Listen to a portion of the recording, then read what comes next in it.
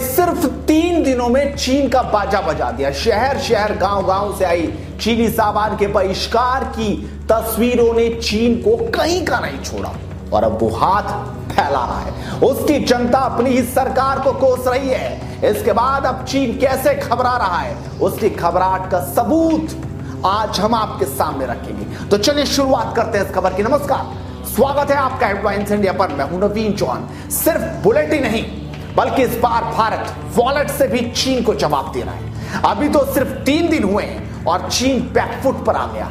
ये हिंदुस्तानियों की ही ताकत है कि चीन का खेल बदल गया है। लद्दाख सीमा पर भारत और चीन के बीच बढ़ते तनाव का असर व्यापार पर दिखने लगा है। पहले तो रेलवे ने 471 करोड़ रुपए का कॉन्ट्रैक्ट कैंसिल कर चीन को औकात दिखाई। फिर अब भारत सरकार ने चीन से आने वाले माल पर कस्टम ड्यूटी बढ़ाकर उसे कहीं का नहीं छोड़ा है। इसे लेकर कॉमर्स मंत्रालय वित्त मंत्रालय के साथ बातचीत कर रहा है।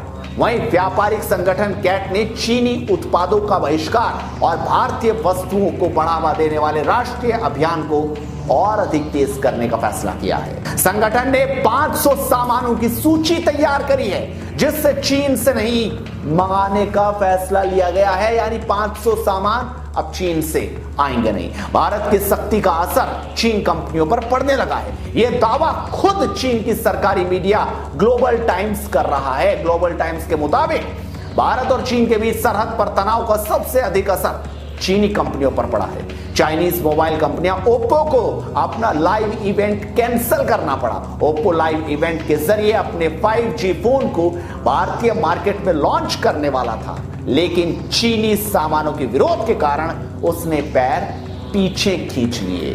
हैरानी की बात तो यह है कि अपनी कमर टूटने के बाद चीन अब हमें ही धमकी दे रहा है। देखिए कैसे। दरअसल ग्लोबल टाइम्स लिख रहा है, जब कोविड-19 के बाद चीजें वापस से सामान्य हो जाएंगी, सिनेमा फिर से शुरू होंगे, तब ऋतिक रोशन की सुपर 30 जैसी फिल्म के लिए सिनेमा घरों में बैठने की उम्मीद है, जो चीन में रिलीज होने वाली पहली बॉलीवुड फिल्म हो सकती है।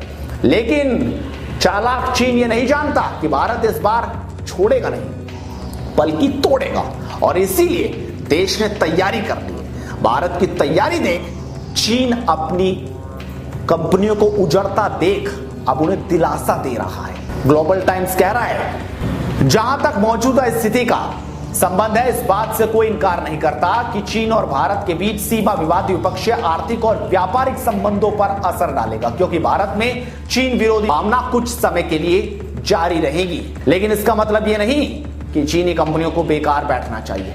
वाकई देखिए किस तरीके से वो अपनी कंपनियों को दिलासा दे रहा है कि कुछ दिन तक भारत में नाराजगी रहेगी और उसके बाद सब कुछ ठीक हो जाएगा। लेकिन इस बार तो कमर चीन की टूट चुकी है और भारत अब पीछे नहीं हटेगा। ये तो बात कंपनियों की रही, ग्लोबल टाइम्स की रही, लेकिन हम दिखाते हैं कि चीनी जनता कैसे अपनी सरकार को कोस रही है, कैसे वो अपने सैनिकों को टिकटॉक बनाने के बाद उन पर सवाल उठाकर आज अपनी सरकार पर सवाल उठा रही है। शायोजीन कहते हैं, मैं सभी भारतीयों से ग्लोबल टाइम्स का बहिष्कार करने का भी अनुरोध करती हूं, क्योंकि यह चीनी सरकार द्वारा संचालित एक मीडिया है जो केवल चीनी सरकार के इशारे पर काम करता है। नियोनेरी कहते हैं, ग्लोबल टाइम्स ने एक झूठ फैलाया, चीन के अंदर बहुत कुछ हुआ है, हर कोई झूठ बोल रहा है, हमारे सैनिक मर चुके थे, उन्होंने ये नहीं बताया, अगर उन्होंने भारत के साथ व्यापार बंद कर दिया तो क्या खाएंगे। लाचू कहते हैं, चीनी पड़ोसी ताइवान, तिब्बत, हांगकांग, जापान, दक्षिण कोरिया, फिलीपींस, वियतनाम चीन से नफरत करते हैं और भारत से खुश हैं। उसी समय भारत के पड़ोसी पाकिस्तान और नेपाल भारत से नफरत करते हैं और चीन से खुश हैं। अंतर देखिए, मगर आप इसे दिखाते हैं कि चीन ताकतवर है, लेकिन वास्तव में शी जिनपिंग की वजह से चीन खाली होता जा रहा है। तो देखा आपने, जनता खुद कह रही है कि चीन पूरी तरीके से खाली होता जा रहा है और ग्लोबल टाइम्स जो उसका मुखपत्र है चीनी सरकार का, वो झूठ फैला रहा है। जनता की कोई बात कहीं सामने नहीं आती, लेकिन हम जनता की बात को अंदर से निकाल कर लाते हैं ताकि आप समझ पाएं, देख पाएं। इस वीडियो को आप जबरदस्त तरीके से शेयर कीजिए ताकि चीन के जितने दोस्त हैं, पाकिस्तान, नेपाल, उन सबको पता चल जाए। और हेडलाइंस इंडिया को सब्सक्राइब कीजिए, क्योंकि मुद्दों की बात के लिए बेबाकी से बात करेंगे। नमस्कार।